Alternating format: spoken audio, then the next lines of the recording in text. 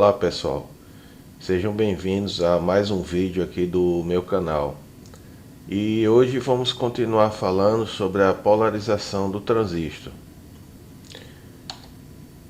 É importante a gente recapitular um pouco a polarização do emissor, né? Para que a gente entenda essa nova polarização que a gente vai falar hoje, que é a polarização por divisor de tensão na base. Aqui está um esqueminha da polarização através do resistor de emissor, e a gente pode notar que na base a gente colocou uma fonte de alimentação VBB e no coletor uma fonte VCC, né? Qual é o problema desse tipo de polarização? Vocês observem que aqui a gente está utilizando uma fonte de alimentação diferente dessa fonte de alimentação aqui do coletor. Então o gasto, os custos para você fazer esse tipo de polarização é maior, porque você vai ter que ter duas fontes, além de alguns inconvenientes, certo?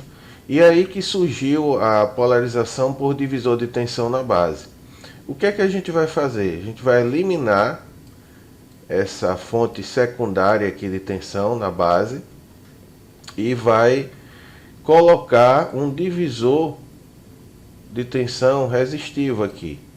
Ou seja, a gente vai criar mecanismo para que eu tenha aqui um VBB sem precisar uma segunda fonte de alimentação, certo? Através do divisor de tensão. E como é que a gente calcula esse VBB aqui com esse divisor de tensão? Deixa eu só apagar aqui para ficar bem mais limpo o desenho e que vocês possam entender melhor. Vamos lá, vamos pegar outra cor aqui, pegar essa cor aqui. Vamos lá, como é que a gente calcula? É muito simples. Primeira coisa que vocês têm que notar, no vídeo sobre resistores em série, o que é que nós falamos? Que a corrente aqui I ela vai ser a mesma, tanto para esse resistor como para esse resistor, certo? Então, resistores em série, a corrente é a mesma. O que vai ser diferente é a tensão. Aqui eu vou ter uma tensão V1 e aqui eu vou ter uma tensão V2. E essa tensão V2, ela vai ser igual a o VBB que a gente está querendo.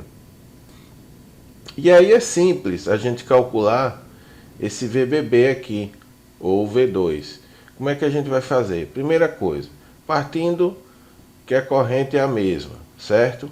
Então, a corrente, deixa eu só pegar uma caneta aqui mais escura. Então, a corrente, certo? Vai ser igual a quem? Ao VCC dividido pela soma dessas duas resistências, RB1 mais RB2, ok? Aí nós teremos o I. Mas eu não quero saber a corrente, eu quero saber o VBB, né? Então, o VBB vai ser o I, que é a corrente que passa tanto pelo RB1 como RB2, vezes quem? O RB2.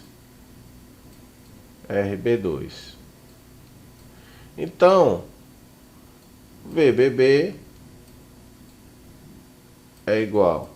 Eu pego o I, que já está aqui em cima, olha, o I já está aqui, é esse I aqui, e substituo. Aí vai ser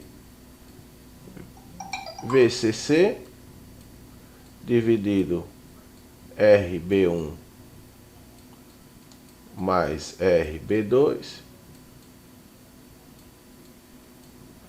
multiplicado por RB2. ok?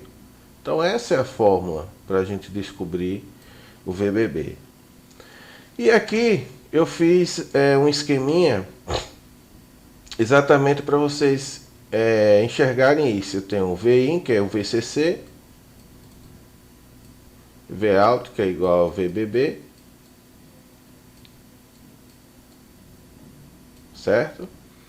R1, R2, que é o RB1, RB2, e aqui eu tenho um VBB diferente do VCC. Aqui a corrente é a mesma, que provoca quedas de tensão diferentes em cada resistor. Se eu tiver o mesmo valor de resistor em R1 e R2, eu vou ter uma divisão por 2, VCC dividido por 2, certo? Se eu tiver resistores diferentes, essa regra aqui já não vai servir, essa de dividir por 2, ok? Aqui nós temos o esquema para vocês visualizarem. Opa, desculpe. Para vocês visualizarem. Tirei essa fonte e substituí por um divisor resistivo, certo? A fórmula que nós já tínhamos visto anteriormente, que eu deduzi, e aqui o esqueminha. A partir daí, o divisor de tensão ele segue os mesmos padrões da polarização por emissor. Porque se eu tenho VBB aqui, certo?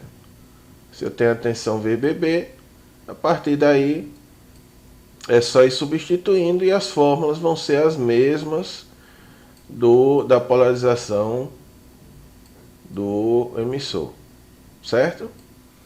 E aí nós temos o divisor de tensão nada mais é que um artifício que nós utilizamos da polarização do emissor para que a gente tenha o VBB aqui na base. Pois bem, recapitulando, qual é a vantagem de ter uma polarização assim? Primeiro, a questão do VBB, como eu já falei anteriormente, a gente eliminou aquela fonte que tinha na base e criou um divisor resistivo para ter a mesma tensão. Segundo, a estabilidade, porque a gente não vai depender do beta. Então, um circuito mais estável. Por isso é utilizado amplamente em circuitos amplificadores ou pré-amplificadores de áudio, certo? Então veja aqui que nas fórmulas nós não temos o beta, ok? E aí a gente não fica escravo daquela variação de temperatura, da corrente de coletor, de você trocar o transistor e já ter um ponto quiescente diferente. Ok? Se vocês não entenderam o que é ponto quiescente, beta, etc., revejam os vídeos anteriores, que eu explico tudo bem detalhadamente e vocês vão entender, ok? Se vocês gostaram, dê um joinha, se inscrevam no canal, tem 2 links aí embaixo que eu vou colocar, um para doação e para um curso que eu gravei também. E aí, fiquem à vontade e espero que vocês tenham gostado, ok? Fiquem com Deus. Um grande abraço.